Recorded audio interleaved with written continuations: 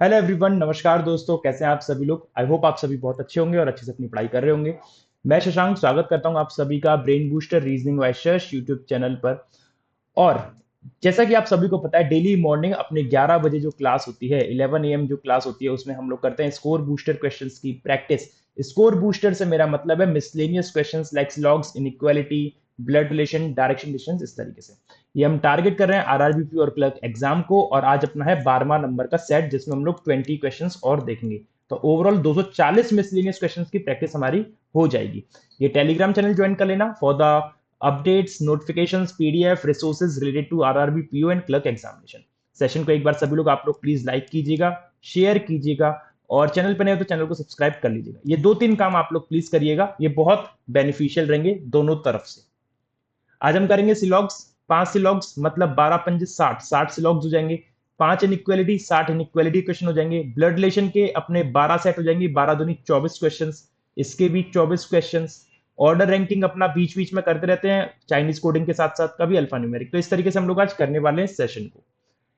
हमेशा की तरह सिलॉग्स के साथ स्टार्ट करेंगे। पहला क्वेश्चन है सम पैनिक और वरी। आप सभी लोग कोशिश करना कि 30 सेकंड के विद इन बन जाए। सम पैनिक और वरी, कुछ वरी एंजाइटी है, no anxiety is chill, and all chill are amaze. सभी चिल क्या है? अमेज। ये हो गया अमेज, है ना। और ये क्या है? Anxiety, right. Some chill are not worry, कह रहा है कुछ चिल ऐसे हैं जो वरी नहीं है। अब बताओ कौन से चिल ऐसे हैं। देखो, चिल का रिश्ता इस एंजाइटी से मना करा है। तो अगर चिल का रिश्ता इस एंजाइटी से मना करा है, तो वो बोल रहा है कुछ चिल ऐसे हैं जो वरी नहीं है। कौन से ऐसे चिल हैं? तो आप मेरे को ये बताओ, क्या सारे चिल वरी में जा सकते कि नहीं जा सकते? आपसे मैं ये कह रहा हूं, सम नॉट अगर हमें नहीं समझ में आता तो आप ऑल देख लिया करो। अगर ऑल ट्रू है तो सम नॉट गलत, और ऑल गलत है तो सम नॉट सही हो जाएगा।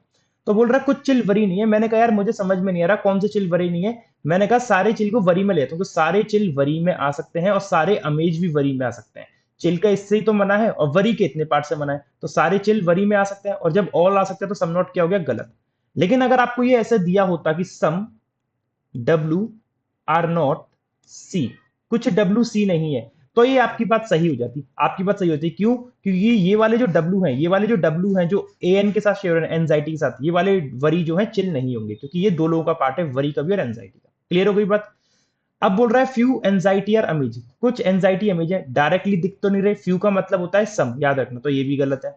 नो वरीज अमेज, कोई भी वरी अमेज नहीं है। मैं कैसे कह दूं डेफिनेटली, तो ये भी क्या हो जाएगा? गलत। तो आपके तीनों ही कंक्लूजन गलत होंगे, मतलब आंसर बनेगा नन फॉलोज। None follows. अच्छा सुनता, one does not follow two, अच्छा डज नॉट फॉलो बताना है मैं, शायद इसमें डज नॉट फॉलो। तो हमारे तीनों ही फॉलो नहीं कर रहे, इसमें तीनों ही फॉलो नहीं कर रहे।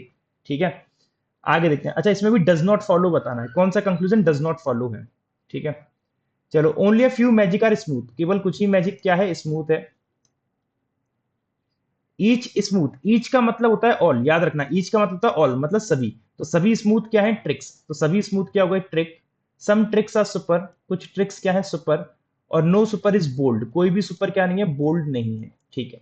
All tricks can never be bold, सभी ट्रिक्स कभी बोल्ड नहीं हो पाएंगे। ये बिल्कुल सही कह रहा है, क्योंकि सभी ट्रिक्स अगर बोल्ड नहीं हो पाएंगे, सभी ट्रिक्स बोल्ड नहीं हो पाएंगे, वो सही कह रहा है। क्यों? क्योंकि अगर सभी ट्रिक्स बोल्ड में आए तो सुपर के साथ जो ट्रिक का पार्ट शेयर है वो भी आएगा, जो कि पॉसिबल नहीं है। तो वो सही कह रहा है, all tricks can never be bold. True है ना। और हमें क्या बताना है? कौन सा फॉलो नहीं करता, तो पहला वाला तो सही है। All magic are smooth is a possibility, क्या सारे मैजिक स्मूथ हो सकते हैं? देखो, उसने बोला केवल कुछ ही मैजिक स्मूथ है, तो सारे मैजिक तो स्मूथ नहीं हो सकते। तो इज अ पॉसिबिलिटी क्या हो गई? गलत हो गई है। Some super are not bold, बोल रहा है। अब देखो यहां पे उसने बोला है कुछ कोई भी सुपर बोल्ड नहीं है। जब कोई भी सुपर बोल्ड नहीं है, जब कोई भी सुपर बोल्ड नहीं है, तो सम भी नहीं होंगे। तो some super are not bold क्या हो जाएगा आपका? ट्रू हो जाएगा। क्या हो जाएगा? ट्रू। तो आपका जो फॉलो नहीं करेगा वो केवल दूसरा नहीं करेगा, तो आंसर होगा only two does not follow, option number B. आपको डज नॉट फॉलो बताना याद रहे, है ना। कहीं हड़बड़ी में जल्दी जल्दी में हम ऐसा ना कर दें कि भाई 1 और 3 फॉलो करें तो आंसर इसको कर दें डी को। एग्जाम में हम ध्यान नहीं देते इन चीजों का, तो मैंने भी अभी ध्यान दिया, डज नॉट फॉलो लिखा है सभी में। ठीक है। Next, only a few astrology are trickery, केवल कुछ ही एस्ट्रोलॉजी क्या है? ट्रिकरी है। Some trickery are conjuring, no conjuring is magnetism, and all conjuring are horror, और सभी कॉन्ज्यूरिंग क्या है? ये हॉरर है। ठीक है, चलो। All trickery can never B magnetism, सारे ट्रिकरी कभी मैग्नेटिज्म नहीं हो सकते। बिल्कुल सही कह रहा है, क्योंकि अगर सारे ट्रिकरी मैग्नेटिज्म में गए तो सी भी आएगा, और सी अलाउड है नहीं, तो सारे ट्रिकरी मैग्नेटिज्म नहीं हो सकते। सही कह रहा है। कोई भी हॉरर मैग्नेटिज्म नहीं है, कोई भी हॉरर मैग्नेटिज्म नहीं है, ये गलत करा है। क्यों? क्योंकि मैग्नेटिज्म का रिश्ता, इस एम का रिश्ता सी से मना करा है, अंदर वाले से। अगर एम का रिश्ता इस बाहर वाले एच से होता तो बाय डिफॉल्ट अंदर वाले से भी हो जाता, लेकिन एम का रिश्ता अंदर वाले से मना करा है, तो जरूरी नहीं है कि एच का जो रिमेनिंग पोर्शन है उससे भी मना है। कुछ एस्ट्रोलॉजी कॉन्जरिंग हो सकते हैं, कुछ ए सी हो सकते हैं, कुछ ए सी हो सकते हैं, क्योंकि कुछ ए और सी में कोई रिश्ता मना नहीं किया है, इनके बारे में कुछ डेफिनेटली दे नहीं रखा, और दे नहीं रखा तो पॉसिबिलिटी इनके बीच में सब हो सकती है, पॉजिटिव पॉसिबिलिटी भी और नेगेटिव पॉसिबिलिटी भी। तो कुछ ए सी हो सकता है क्या? तो आप कहोगे हाँ जी बिल्कुल हो सकता है। तो इसका भी आंसर क्या होगा? Only two does not follow, only two does not follow. ठीक है, चौथे क्वेश्चन पे आते हैं। कुछ स्वीट सॉल्टी है, कुछ स्वीट क्या है? Salty. Only a few salty are lemon, केवल कुछ ही सॉल्टी क्या है? Lemon. No sweet is oily, कोई भी स्वीट ऑयली नहीं है। And at least some oily are waste, कुछ ऑयली क्या है? वेस्ट। ठीक है, आगे देखिए अब जरा। कोई भी वेस्ट स्वीट नहीं है, कोई भी वेस्ट स्वीट नहीं है, ये गलत बात है भैया। ओ का रिश्ता एस से बना करा है, पूरे के पूरे डब्ल्यू का थोड़ी ना हो गया। आपसे अगर बोलता है कुछ वेस्ट, कुछ वेस्ट इज नॉट स्वीट, तो ये सही होता कि ये वाला वेस्ट स्वीट नहीं है, लेकिन पूरा का पूरा वेस्ट स्वीट नहीं है, ये मैं डेफिनेटली नहीं कह सकता। मैं केवल इतने वेस्ट के बारे में कह सकता हूं जो ओ के साथ शेयर हो रहा है, केवल नॉलेज मुझे इतनी ही है, पूरे वेस्ट की नहीं है, याद रहे। तो पहला वाला क्या हो गया? गलत। सेकंड कह रहा है all salty being oily is a possibility, क्या सारे सॉल्टी ऑयली हो सकते हैं? तो सारे सॉल्टी ऑयली कभी नहीं हो सकते, क्योंकि अगर सारे सॉल्टी ऑयली में आए तो स्वीट का भी कुछ पार्ट आएगा जो कि अलाउड नहीं है। तीसरा कह रहा है all lemon can never B sweet, बोल रहा है सारे लेमन कभी स्वीट नहीं हो सकते, ये भी गलत कह रहा है। भाई लेमन और स्वीट का कोई मना थोड़ी ना किया, तो इनके बीच में कुछ भी पॉसिबिलिटी बन सकती है। तो आंसर क्या आएगा इसका? नन फॉलोज, नन फॉलोज, तीनों में से कोई सही फॉलो नहीं कर रहा। ये आप लोग होमवर्क में कमेंट करके बताओगे कि इसका आंसर क्या बनेगा। ठीक है, याद रहे आपको बताना है कौन सा फॉलो नहीं कर रहा है ना, फॉल्स वाला बताना है कौन सा फॉलो नहीं कर रहा है। नेक्स्ट इनइक्वालिटी पे आते हैं। इनइक्वालिटी का पहला क्वेश्चन है आपके सामने, यू ग्रेटर एक्स, पहली प्रायोरिटी का सिंबल देखा है यू की तरफ फेस करते हुए, तो यू से लेके एक्स तक आया सभी सिंबल यू की तरफ, ये सेकंड प्रायोरिटी, ये फर्स्ट प्रायोरिटी, थर्ड। आपको फर्स्ट चाहिए था, फर्स्ट यहां मिल रहा है, तो ये हो गया सही। एस और एक्स में एक्स की तरफ फेस कर रहा है फर्स्ट प्रायोरिटी का, तो एक्स से लेके एस तक जाऊंगा, सारे सिंबल एक्स की तरफ फेस नहीं कर रहे, तो ये क्या हो गया? गलत। तो आंसर क्या होगा? Only one follows. Easy question पर आगे बढ़िए। जे और एच में मांगा है, जे की तरफ फेस कर रहा है फर्स्ट प्रायोरिटी का, तो जे से लेके एच तक जब गया, जे से लेके एच तक गया, तो सारे सिंबल जे की तरफ, पहली प्रायोरिटी यहां मिल रही है, सही। जे से एफ, जे से एफ गया, सारे सिंबल जे की तरफ, पहली प्रायोरिटी यहां मिल रही है, यहां भी पहली प्रायोरिटी मांगे, ये भी सही। तो आंसर क्या बनेगा? Both follows. नेक्स्ट एन और क्यू में रिश्ता मांगा है। अब एन और क्यू में रिश्ता मांगा है, कैसे कनेक्ट कर सकते हैं? देखो एन और क्यू आपका यहाँ पे डायरेक्टली कनेक्टेड है, एक ही लाइन में कनेक्टेड है।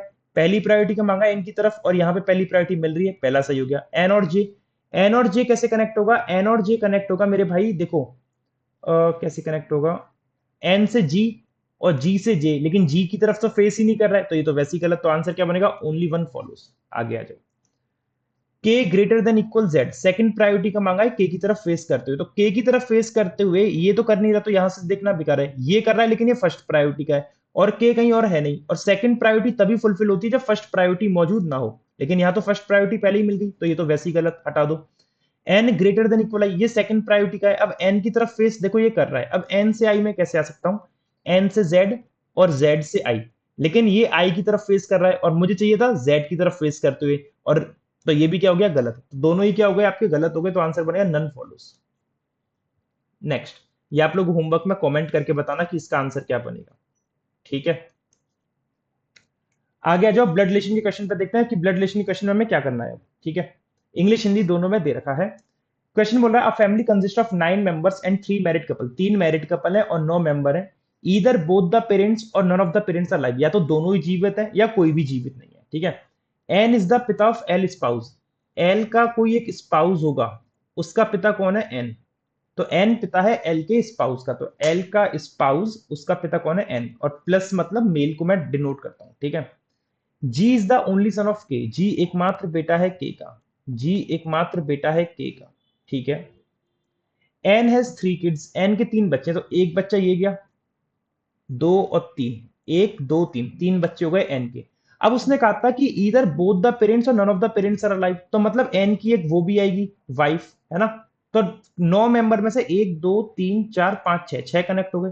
अब जी का पेरेंट के है, तो के का भी एक स्पाउस आएगा। अब हो सकता है के की शादी एन से हो जाए और हो सकता है ना भी हो, देखा जाएगा आगे। ठीक है, V is the sister in law of L and vice versa. Vice versa का मतलब होता है, वाइस वर्सा का मतलब होता है कि अगर V L की सिस्टर इन लॉ है तो L भी V की सिस्टर इन लॉ है, मतलब जैसे को तैसा, है ना। तो V is the sister in law of L और L is also the sister in law of V। Vice versa का मतलब ये होता है। तो L क्या हो गई, फीमेल, L फीमेल हो गई। अब दो चीजें हो सकती हैं कि V sister in law L की, या तो V शादी कर ले एक लड़के से और उसकी एक बहन हो जाए L, है ना, या फिर वी अपने सिबलिंग की शादी करा दे एल से और एल क्या कहलाएगी, बहन, ओ सॉरी, एल क्या है, स्पाउस, फीमेल स्पाउस, और वी का एक भाई होगा। क्योंकि वाइस वर्सा बोले ना, वाइस वर्सा का मतलब क्या हो गया कि वी अगर सिस्टर इन लॉ है एल की तो एल भी सिस्टर इन लॉ है वी की। अब इन दोनों में से कौन सा केस इसमें फिक्स बैठेगा देखा जाएगा अभी। अब देखो, यहां पे एल का सिबलिंग भी बन सकता है, एल का सिबलिंग बना दूं और उसकी शादी बी से करा दूं, या फिर एल की शादी जिससे हुई है, एल की शादी जैसे एक लड़के से हुई है उसकी बहन बी बना दो। तो दो चीजें पॉसिबल हो सकती है, अभी होल्ड पे रखेंगे, ठीक है। I has only one sister, I की केवल एक ही बहन है, ठीक है, आई की केवल एक ही बहन है, okay. E is the maternal grand mother of H. तो मैटरनल ग्रैंड मदर मतलब नानी, तो ई नानी है। नानी कैसे होती है, आपकी मदर की मदर। तो ई की कोई एक बेटी होगी, उसका बच्चा होगा एच, तभी ई नानी बनेगी एच की, ठीक है। और H who is the son of G, H किसका सन है, जी का। एच अगर जी का सन है, एच अगर जी का सन है तो जी तो लड़का है, तो मतलब इस लड़की की शादी होगी जी से, है ना। और इस जी का पिता कौन था, के, जी का पेरेंट कौन था, के। तो जी का पेरेंट कौन होगा, ऊपर बन के आएगा के, और के की शादी हुई कहीं पे। तो ये देखो कड़ी ऐसे कनेक्ट हो रही है, लेकिन अब जुड़ेंगी कैसे ये कड़ी पता नहीं, मेरे को पता नहीं कैसे जुड़ेंगी, लेकिन जोड़ेंगे हम अभी इसको आगे पढ़ के। के is the mother in law of L. अब के सास है और के मदर इन लॉ है किसकी, एल की। तो अब देखो के का भी एक स्पाउस आएगा और के सास है एल की, तो एल ये गया। अब के अगर एल की सास है तो इसका मतलब क्या हो गया कि एल का जो स्पाउस होगा उसकी माँ के होगी, तो एल का स्पाउस कौन है ये, तो इसकी माँ कौन होगी, इसकी माँ कौन होगी, के, तो के की शादी होगी एन से। तो के मदर इन लॉ हो गई एल की, है ना। और एल एकमात्र किड है टी का, और एल किसका एकमात्र किड है, L who is the only kid of T. तो एल अगर एकमात्र बेटा है, बच्चा है टी का, तो टी आ गया यहां पे इस तरीके से, ठीक है। अब एक चीज समझना, अब एक चीज समझने की कोशिश करना कि यहाँ पे जो V sister in law L वाली हम बना रहे थे, V sister in law L, कि एल का एक सिबलिंग हो जाए उसकी शादी वी से, लेकिन एल का सिबलिंग आ नहीं सकता क्योंकि एल एकमात्र बच्चा है, तो ये वाला केस तो कैंसिल। तो ये वाला केस बनेगा कि एल की जिससे शादी हुई है वो एक लड़का है और उसका एक सिबलिंग है वी, और जो कि फीमेल है, इस तरीके से, ठीक है। अब उसने कहा था दोनों पेरेंट्स होने चाहिए, एक भी नहीं, तो एल का एक पेरेंट टी, तो एक और पेरेंट आएगा यहाँ पे बन के, ठीक है। वो एक पेरेंट यहाँ पे ई खाली चल रही है, तो ई को मैं यहाँ पे बना देता हूं। और एच, ई क्या थी, नानी थी एच की। अगर ई नानी है एच की तो मतलब ई की बेटी का बच्चा, तो एल का बच्चा एच हो जाएगा, तो ई नानी कहलाएगी एच की, ठीक है। आई की एकमात्र बहन है कोई, है ना। अब देखो ये ई के, ये जी, जी की शादी भी एक लड़की से होगी, जी की शादी एक लड़की से। अब शादी के लिए ये वाला बच्चा, ये पर्सन बचा है, तो जी आ गया यहाँ पे, जी की शादी एक लड़की से हो गई और उनका बच्चा एच बन गया। और आई की कोई एकमात्र बहन है, तो आई को रखो यहाँ पे, और आई की एकमात्र बहन है जो हो गई वी अपनी, ठीक है, ठीक है, ठीक है। I has only one sister that is V. अब हमको आई का जेंडर शायद नहीं पता चल रहा क्योंकि आई की एकमात्र बहन है, आई की बहन एक ही है, तो आई खुद भी तो बहन हो सकती है ना। तो अब उसने जी इज द, अच्छा उसने बोला था जी एकमात्र बेटा है के का, जी एकमात्र बेटा है के का, तो आई भी क्या होगी, फीमेल होगी, आई भी क्या होगी, फीमेल। आई की बहन एक ही है, कौन है वो, वी, ठीक है, ठीक है। चलो अब क्वेश्चन देखते हैं, क्वेश्चन कैसे बनेंगे। How is I related to G, I क्या लग रहा है, आई सिस्टर लग रही है, सिस्टर का मतलब है ऑप्शन नंबर ए। कौन सा स्टेटमेंट ट्रू है with respect to the final arrangement, तो एच सन है वी का, तो देखो एच सन नहीं है वी का, एच क्या है, नेफ्यू है, तो ये तो गलत। के सास है आई की, तो के मदर इन लॉ है क्या आई की, के मदर इन लॉ आई की नहीं है, के तो खुद माँ है आई की, तो ये भी गलत। जी की दो बहनें हैं, हाँ जी की दो बहनें हैं वी और आई, तो ये वाला हो गया सही। टी माँ है एल की, टी माँ कहाँ है, टी, टी तो लड़का है, तो टी माँ नहीं है एल की, टी पिता है, तो ये भी गलत। और ई सपाउस है एन का, तो ई सपाउस नहीं है एन का, वो टी का है, तो ये भी गलत। तो आंसर केवल सी बनेगा, ठीक है। आ जाओ जल्दी से नेक्स्ट क्वेश्चन पे जो कि अपना डायरेक्शन डिस्टेंस का है, इंग्लिश हिंदी दोनों में दे रखा है, देखते हैं क्या बनेगा। देखो जी, डब्ल्यू 10 मीटर साउथ में है वी के, डब्ल्यू किसके 10 मीटर साउथ में है, वी के, ये 10 मीटर साउथ, और ये हो गया डब्ल्यू, डब्ल्यू 10 मीटर साउथ में हो गया वी के। और वी 12 मीटर वेस्ट में यूके, और वी 12 मीटर वेस्ट में यूके, तो 12 मीटर वेस्ट और यू ऐसे बन गया। वेस्ट अपना लेफ्ट में जाता है, साउथ नीचे आता है, तो वी लेफ्ट में आ गया इस तरीके से, ठीक है। टी 8 मीटर साउथ में है एस के और एस 9 मीटर ईस्ट में आर के। अब देखो ये जो टी एस और आर वाली लाइन है ना, ये अभी इसमें कनेक्ट नहीं हो पाएगी, कनेक्ट नहीं हो पाएगी। तो आगे देखो, क्यू 13 मीटर साउथ में यू के, ये हो जाएगी क्यू 13 मीटर साउथ में यू के। तो यू का 13 मीटर साउथ मतलब 10 की दूरी ये वाली, 3 की दूरी ये वाली, और क्यू आ गया यहीं पर, क्यू 13 मीटर साउथ में हो गया यूके, क्यू 13 मीटर साउथ में हो गया यूके। ठीक है, और ये एंड लगा है क्यू के लिए, और 5 मीटर ईस्ट में टी के। तो और ये जो क्यू है किसके 5 मीटर ईस्ट में है, टी के। तो 5 मीटर ईस्ट मतलब टी आएगा यहाँ पे, टी आएगा यहाँ पे। तो क्यू 5 मीटर ईस्ट में हो गया टी के। ठीक है, ऊपर वाली दूरी कितनी थी, 12। अब 12 को अगर मैं दो पार्ट में तोड़ता हूं, जैसे मैंने यहाँ पे देख रखा है, ये वाली दूरी कितनी है, ये वाली दूरी मैंने मान ली ये 5 है, और ये कितनी हो गई, ये 7। ठीक है, टी तक हो गया कंप्लीट। अब टी से रिलेटेड ये वाली लाइन हमने छोड़ी थी कि टी जो है 8 मीटर साउथ में एस के, टी 8 मीटर साउथ में एस के। तो टी अगर 8 मीटर साउथ में एस के, तो 3 मीटर तो ये वाली दूरी बनेगी, 3 मीटर तो ये दूरी बन गई, 5 और ऊपर आ जाएगी, 5 मतलब इस 10 का आधा कर दूंगा ये, है ना। तो ये हो गया एस, और एस के 8 मीटर साउथ में हो गया टी। यही बोला था, टी 8 मीटर साउथ में एस के। और विच लगा है एस के लिए, एस जो कि 9 मीटर ईस्ट में है आर के, एस 9 मीटर ईस्ट में है आर के। इसका मतलब क्या हो गया कि 7 की दूरी ये वाली, 2 की दूरी ये वाली, और आर के 9 मीटर ईस्ट में हो गया एस, आर के 9 मीटर ईस्ट में हो गया एस। ठीक है, ठीक है, 7 और 2 9, 2 अच्छे से बना देते हैं, 7 और 2 9, एस 9 मीटर ईस्ट में हो गया आर के। अब इस 10 को ना दो पार्ट में तोड़ के फिर से लिख दे रहा हूं मैं, इस 10 को दो पार्ट में तोड़ दे रहा हूं, 5 और 5 के पार्ट में, कि 5 दूरी ये वाली है और 5 दूरी ये वाली है। ठीक है, ये थोड़ा सा डिस्टेंस बाइफरकेट हो जाता है ना, तो इजी रहता है, मेरे को तो अच्छा लगता है कि मतलब डिस्टेंस को बाइफरकेट कर दिया, समझने में भी आसानी रहती है मेरे को। यहां पे भी ये वाली दूरी जो है ये 5 है, और ये वाली भी 5 है, और ये तो 3 3 है। ठीक है, कैलकुलेट करने के टाइम पे आसान हो जाता है। फिर P एग्जैक्टली बीच में S और O के। अब S कहाँ है, S ये गया, और O कहाँ है, O नहीं है, P नहीं है। O 10, O जो है 19 मीटर ईस्ट में है are K, O 19 meter, O 19 meter east में है आर के। तो 2 और 7 9, 9 और 5 14, है ना, 9 और 5 14, 5 और 7 12, 12 2 14, 14 और 5 19, 14 5 19। तो ये कौन होगा, O। तो O किसके 19 मीटर ईस्ट में हो गया, आर के। अब उसने मुझसे कहा P एग्जैक्टली बीच में है S और O के। तो S और O के एग्जैक्टली बीच का मतलब क्या हो गया, ये वाला जो पॉइंट होगा, ये वाला जो पॉइंट होगा ये P होगा। ये कौन होगा, P। P के और S में 5, और P और O के बीच में भी 5। तो इस तरीके से एग्जैक्टली बीच बनेगा। आई होप आपको समझ में आ गया होगा कि ये मैंने क्या बनाया है। ठीक है, क्वेश्चन देखते हैं जरा, कौन से points form a straight line. अब देखो क्वेश्चन भी थोड़े तगड़े हैं, कौन सा पॉइंट जो है स्ट्रेट लाइन बना रहा है, टी क्यू ओ। क्या T Q O straight line बना रहा है, टी क्यू ओ कोई स्ट्रेट लाइन नहीं है, ये तो बकवास लाइन है। R S T, R S और टी ये भी स्ट्रेट लाइन नहीं है। यूपी क्यू, यू पी और क्यू, यूपी क्यू एक स्ट्रेट लाइन बना रहे हैं, यही आपका आंसर होगा, ओनली थर्ड, थर्ड मतलब ऑप्शन नंबर ई। ठीक है, अब बोल रहा है यदि सी 2 मीटर ईस्ट में है आर के, यदि सी 2 मीटर ईस्ट में है आर के। अब यदि देखो सी 2 मीटर ईस्ट में आएगा आर के, तो ये क्या है, कंडीशनल क्वेश्चन है। तो सी अपना यहां पे बन के आएगा इस तरीके से, सी 2 मीटर ईस्ट में हो गया आर के। तो distance between C and W is equal to which of the following point. तो सी और डब्ल्यू की डिस्टेंस किसके इक्वल होगी, तो सी और डब्ल्यू के बीच की दूरी 5 है।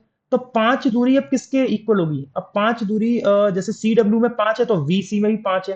तो वी सी कहीं पे है नहीं, एस सी में 5 है क्या, एस और सी में 7 है, तो ये गलत। टी और एस में 5 है क्या, टी और एस में नहीं है, 5 हटाओ। पी क्यू में 5 है क्या, पी क्यू में भी नहीं है, 5 हटाओ। टी क्यू में 5 है, हाँ टी क्यू में 5 है, तो D is the right answer. देखो टी क्यू में 5 दिख रही है, टी और क्यू में 5 दिख रही है, और वी यू में वी और यू में नहीं है, हटाओ ये भी गलत। तो आंसर क्या बनेगा, D is the only right answer. Right, चलिए अब अगला क्वेश्चन है अपना ऑर्डर एंड रैंकिंग का। देखते हैं इसका सही सॉल्यूशन क्या बन सकता है, देखते हैं इसका सही सॉल्यूशन क्या बन सकता है, और जल्दी से बनाते हैं।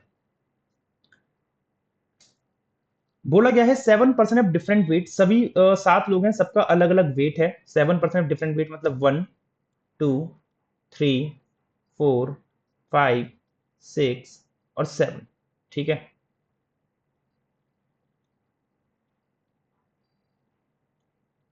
ये 7 लोग हैं, सबका अलग अलग वेट है, सबको फिक्स करेंगे इसमें हम लोग, देखते हैं कैसे। Only 2% have less weight than H, H से कम केवल 2 लोगों का वेट है। तो केवल 2 लोगों का कम वेट है एच से, तो एच यहां आ जाएगा, तभी एच से कम केवल 2 लोगों का वेट होगा। Only 2% have less weight than H, और H whose weight is less than J, H जिसका वेट जे से कम है, H whose weight is less than J but more than I, लेकिन एच का किससे ज्यादा आई से, तो मतलब जे एच और आई अपने बन के आएंगे, है ना। H whose weight is less than J but more than I, तो जे एच आई बनेगा। तो एच के बाद आई इन दोनों में से कहीं भी आ सकता है, वो देखा जाएगा कहां पे आएगा, ठीक है। G's weight is more than F, G का वेट एफ से ज्यादा है, जी का वेट एफ से ज्यादा है बट लेस देन के, लेकिन के से कम है, तो के जी एफ कैसे बनेगा देखा जाएगा ये भी, ठीक है।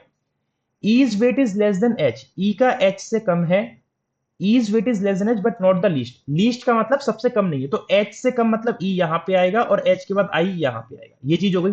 और के जी एफ इन चार में से तीनों कहीं पे भी आ सकते हैं, और जे भी आना है अभी तो, ठीक है।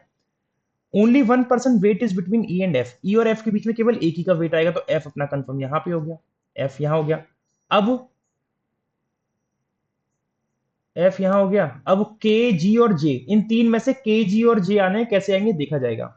जे does not have more weight than G, J का वेट जी से ज्यादा नहीं है, जे का जी से ज्यादा नहीं है, तो जे का जी से कम होगा, और जी का जी से ज्यादा किसका, के का, तो के जी जे बनेगा, के जी और जे, ये बन गए सातों लोग अपने। सेकंड हाईएस्ट वाले का 85 केजी है, तो ये जी का वेट हो गया 85, और सेकंड लोएस्ट का 26 है, तो ई का हो गया 26, ये बन गया इस तरीके से अपना अरेंजमेंट। क्वेश्चन देखते हैं। Possible weight of H, H का वेट क्या हो सकता है, एच का जो वेट होगा वो 26 से ज्यादा ही होगा, है ना, 26 से ज्यादा होगा, तो इसमें ऐसी कोई लाइन बोलिए क्या, एच का वेट तो कुछ भी हो सकता है। 26 से ज्यादा कौन सा है, 26 नहीं होगा, 18 नहीं होगा, 89 हो नहीं सकता क्योंकि वो 85 ऑलरेडी इसका है, 25 हो नहीं सकता, तो 26 से ज्यादा 42 दिख रहा है, पॉसिबल यही हो सकता है 42, ठीक है। 16वां क्वेश्चन देखो, यदि टोटल वेट जी और एफ का 147 है, जी और एफ का 147, तो जी और एफ का अगर 147 है, तो आपको पता है जी का कितना है 85, तो 85 इसमें से माइनस करूंगा तो 62 वेट बन जाएगा एफ का, ये केवल इसी क्वेश्चन के लिए वैलिड रहेगा, याद रखना। और जे और ई का एवरेज वेट 50 है, तो जे और ई का एवरेज वेट अगर 50 है तो 50 का डबल 100 हो जाएगा, क्योंकि एवरेज मतलब क्या, आधा है इनका, है ना, मतलब इनका एवरेज निकाला है, तो मतलब इनका टोटल सम सम निकालना है, तो कितना हो जाएगा, मल्टीप्लाई बाय 2, मतलब जे और ई का 100 हो गया। अगर जे और ई का 100 हो गया, ई का 26 था, ई का 26 था, 26 इसमें से माइनस करूंगा तो अपना 74 हो जाएगा किसका, जे का, 74 हो जाएगा जे का, ठीक है। तो पूछा difference between F and J, F और जे में डिफरेंस कितना है, जे का 74, एफ का 62, 8 का डिफरेंस आ रहा है क्या, नहीं 12 का डिफरेंस, 12 मतलब ऑप्शन नंबर बी 12 केजी, ठीक है। आ जाओ अगले क्वेश्चन पे जल्दी से, अगला क्वेश्चन है अपने सामने किसका, अल्फा न्यूमेरिक सीरीज का। पहला क्वेश्चन देखो क्या बोलता है, पहला क्वेश्चन कह रहा है how many digits are there in the above arrangement, कितनी ऐसी डिजिट्स हैं ऊपर वाले अरेंजमेंट में, which are immediately preceded by symbol, जिनसे पहले सिंबल आ जाए, and immediately followed by consonant, और जिनके बाद कॉन्सोनेंट आ जाए, ठीक है। सिंबल डिजिट कॉन्सोनेंट, अब सिंबल पे फोकस रखो, देखो सिंबल और डिजिट, फिर कॉन्सोनेंट नहीं है क्योंकि ई कॉन्सोनेंट में नहीं आता, सिंबल डिजिट कॉन्सोनेंट, पहला पेयर बनेगा @6k का, ठीक है। सिंबल के बाद डिजिट है लेकिन कॉन्स्टेंट नहीं है, सिंबल का डिजिट नहीं है, सिंबल डिजिट कॉन्स्टेंट एक ये बनेगा #9g, सिंबल डिजिट ये वॉवल है हटाओ, सिंबल डिजिट नहीं है, सिंबल डिजिट कॉन्स्टेंट नहीं है, केवल दो ही पेयर बन रहे, दो का मतलब है ऑप्शन नंबर बी। अगर कुछ भूल चूक हो गई हो तो मुझे बता देना कि सर ये आपने काउंट नहीं किया था, देख लेंगे। 18th question, if all the letters either immediately preceded, सभी लेटर ईदर इमीडिएटली प्रेसिड और immediately followed by number but not both, मतलब सभी लेटर जिनके पहले या तो नंबर आ रहा हो या जिनके बाद नंबर आ रहा हो, लेकिन बोथ नहीं, या तो पहले आ रहा हो या बाद में आ रहा हो, आर ड्रॉप्ड, उन सभी लेटर को क्या कर दो, हटा दो, तो कौन सा एलिमेंट 13th होगा लेफ्ट से। अब पहले ना ऐसे लेटर देखने बहुत जरूरी है, जिनके पहले नंबर आ रहा है या बाद में आ रहा है, लेकिन दोनों नहीं होने चाहिए। तो लेटर के आगे पीछे नंबर, जैसे देखो ई है, ई के तो आगे पीछे नंबर दे रखा है, तो ई को तो हम हटा नहीं सकते, ई को तो हम हटा नहीं सकते, हमें बस वही लेटर हटाने जिनके या तो पहले नंबर हो या फिर बाद में नंबर हो, केवल वो लेटर हटाने। तो ई को तो आप हटा नहीं सकते क्योंकि ई के आगे पीछे दोनों जगह पे नंबर है, ठीक है। अच्छा ई के बाद जैसे और कोई लेटर है के पहले लेटर है वो नंबर है, तो के को हटा दो, के को मैं काउंट नहीं करूंगा, के को मैं काउंट नहीं करूंगा, ठीक है। और कोई लेटर देखो जी, जी के आगे पीछे नंबर है तो जी को मैं नहीं हटा सकता, है ना। के बाद कौन को हटाना पड़ेगा, ए हटेगा क्योंकि ए के पहले नंबर देखा है, ए भी हट गया। और फिर अपना टी हटेगा क्योंकि टी के बाद भी नंबर है और टी के पहले नहीं है, तो आगे या पीछे कोई चाहिए, तो तीन लेटर हटे हैं, टी ए के। ऐसा करने के बाद 13 फ्रॉम द लेफ्ट हैंड बताना है, लेफ्ट से 13 कौन सा होगा, तो देखो 2 2 4 2 6 7 8, के काउंट नहीं होगा, 8 10, 10 के बाद 11 12 13, 9 आ रहा है, 9 is the right answer, option number D. ठीक है, ये क्वेश्चन थोड़े से बारीकी से करने होते हैं, ध्यान देके। ठीक है, 19 पे आओ। How many symbols are there in the arrangement, कितने सिंबल हैं, which is either immediately preceded और इमीडिएटली फॉलोड बाय नंबर, जिनके पहले, which is either immediately preceded और immediately followed by number but not both, मतलब ऐसे सिंबल जिनके पहले या तो नंबर आए या बाद में नंबर आए, या आना चाहिए, बोथ नहीं बोला, या तो पहले नंबर आए या बाद में नंबर आए, या तो पहले या बाद में, लेकिन दोनों जगह नहीं होनी चाहिए। तो सिंबल के आगे पीछे नंबर देखो, एक तो ये मिल रहा है, इसके बाद में नंबर है लेकिन पहले नहीं है। ठीक है, और सिंबल एट द रेट, इसके आगे पीछे नंबर है, तो ये सिंबल काउंट नहीं होगा। एक सिंबल ये हो गया, एक सिंबल ये हो गया, इसके बाद नंबर दे रखा है। ठीक है, सिंबल के आगे पीछे नंबर नहीं होनी चाहिए, बस या तो आगे हो या पीछे, तो एक ये हो गया। इस सिंबल के पहले नंबर है, देखो इस सिंबल के पहले नंबर है ना, 3 पेयर बन गए, ये वाला सिंबल, एक ये सिंबल, एक ये सिंबल और एक ये सिंबल, इनके सिर्फ या तो आगे नंबर है या पीछे नंबर है, लेकिन दोनों जगह नहीं है। फिर हैश देखो, हैश के बाद नंबर दे रखा है, तो एक सिंबल ये भी बन गया। ठीक है, फिर एंड के आगे पीछे नंबर है, काउंट नहीं करेंगे, डॉलर के आगे पीछे नंबर नहीं है, नंबर नहीं है, एक ये गया सिंबल जिसके आगे नंबर दे रखा है लेकिन बाद में नहीं। तो कितने सर्कल करे हमने, 1 2 3 4 5, 5 का मतलब हो गया option number D, 5 is the right answer. ठीक है, क्लियर है सभी को। चलिए 20 देखिए, 20 में बोल रहा है if the first half of the elements are written in the reverse order. अब फर्स्ट हाफ का मतलब ये हो गया कि आपको पहले काउंट करने पड़ेंगे टोटल एलिमेंट कितने हैं। तो टोटल कितने हैं, 2 2 4 2 6 3 9 3 12 12 3 15 15 3 18 2 20 22 24 26, 26 का मतलब स्टार्टिंग के 13 को रिवर्स करना है। 13 कौन से बनेंगे, 3 3 6 2 8 2 10 3 13, मतलब ये हैश तक, ये हैश तक हम लोग को क्या करना है, रिवर्स कर देना है। ठीक है, then which of the following element is 11th left of third number from the right. उसने देखो क्या बोला है, 11th लेफ्ट एलिमेंट बोला है और यहां से थर्ड नंबर बोला है। नंबर आप ये मत करना 11 लेफ्ट और 3 राइट, ऐसा मत करना इसमें, इसमें अगर ऐसा करोगे तो गलत हो जाएगा, क्योंकि इसमें कंपैरिजन जो हो रहा है एलिमेंट और नंबर में हो रहा है। ये ट्रिक तभी लगती है जब कंपैरिजन सेम चीजों में हो। यहां पे उसने बोला है एलिमेंट और यहां पे बोला है नंबर। एलिमेंट का मतलब होता है लेटर भी इंक्लूड है, नंबर भी इंक्लूड है, सिंबल भी इंक्लूड है, और नंबर का मतलब केवल एक स्पेसिफिक नंबर की बात कर रहा है। तो आप पहले राइट से तीसरा नंबर देखो, 11th एलिमेंट लेफ्ट में देखना है, लेकिन उससे पहले तीसरा नंबर राइट से देखो कौन सा है। तो तीसरा नंबर राइट से अगर मैं देखता हूं, तीसरा नंबर राइट से देखूं तो पहला नंबर है 1, 1 के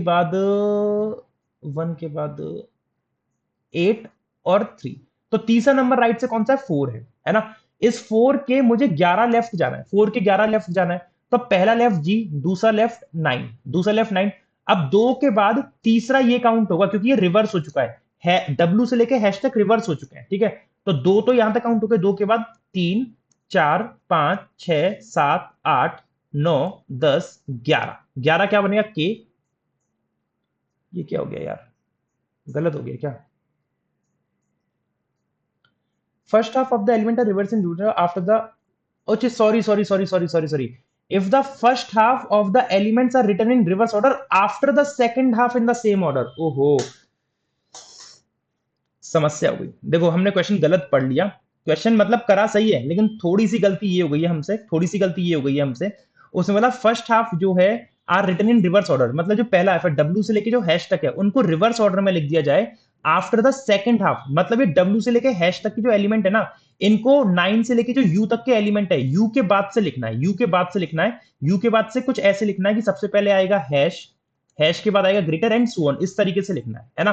तो ये जो W है वो क्या अपने राइट एंड पे चला जाएगा, W जो है राइट एंड पे आ जाएगा। हमने ये चीज को लाइन को ध्यान नहीं दिया था, ये हमारी गलती हो गई। तो कौन सा एलिमेंट 11 लेफ्ट में होगा जो तीसरा नंबर है राइट से, तो राइट से तीसरा नंबर कौन सा बनेगा, देखो राइट से पहला नंबर बनेगा 3, दूसरा बनेगा 5, तीसरा बनेगा 7, ये बनेगा 7। ठीक है, अब इस 7 बनेगा, 7 के मुझे 11 लेफ्ट जाना है, लेफ्ट मतलब अब कैसे जाएंगे, देखो आपको अब मैं इसको ऐसे समझाऊं, अगर W के बाद मैं यहाँ पे परसेंटेज लिखूंगा, परसेंटेज के बाद 3 लिखूंगा, 3 के बाद E लिखूंगा, E के बाद 5 लिखूंगा, फिर 7 लिखूंगा, एट द रेट लिखूंगा। तो अब जैसे मैं 7 के यहां से आपको लग रहा होगा मैं राइट में जा रहा हूं, लेकिन जब आप इसको रिवर्स करके लिखूंगा 7 के मैं लेफ्ट में ही जा रहा हूं, एक्चुअली मैं लेफ्ट में जा रहा हूं। तो आपने तीसरा नंबर जो देखा, पहला 3 है, दूसरा 5, तीसरा 7, इसके 11 लेफ्ट का मतलब हो गया पहला एट द रेट, एक ये हो गया, 2 3 4 5, 6, 7, 7 तक ही हो गए। 7 के बाद 8वां ये होगा, 9वां ये होगा, 10वां ये होगा, 11वां अपना टी होगा। 11वां क्या होगा? टी। आपका आंसर बनेगा ऑप्शन नंबर ई। ये बहुत सॉलिड क्वेश्चन था, गजब क्वेश्चन था, एकदम गजब। आप इसको चाहो तो लिख के भी कर सकते हो, जैसे उसने बोला है आप इसको रिवर्स करके भी लिख के कर सकते हो और आंसर आपका सेम टी आएगा। अगर नहीं आए तो मुझे बताना, लेकिन आपका आंसर गारंटी टी आएगा। ठीक है, आई होप आपको ये अप्रोच समझ में आ गई होगी, मैंने किस तरीके से करा, उसको मैंने लिख के नहीं करा। ठीक है, ये क्वेश्चन आप लोग होमवर्क में कमेंट करके बताना कि इसका आंसर क्या आएगा। अगर फिर भी कोई डाउट रह जाए या कोई क्वेरी हो या कोई कमेंट, मतलब कोई भी आपको दिक्कत आए, तो आप मेरे को व्हाट्सएप करके पूछ लेना, जो भी आपको डाउट हो मैं वहां पे आपको क्लियर कर दूंगा। ठीक है, सेशन अच्छा लगा तो सेशन को लाइक कर देना, शेयर कर देना, चैनल पे तो चैनल को प्लीज प्लीज प्लीज सब्सक्राइब करना। और कैसा लगा सेशन आज का जरूर बताना। ये टेलीग्राम चैनल ज्वाइन कर लेना for the PDF and other resources of this class. Thank you everyone.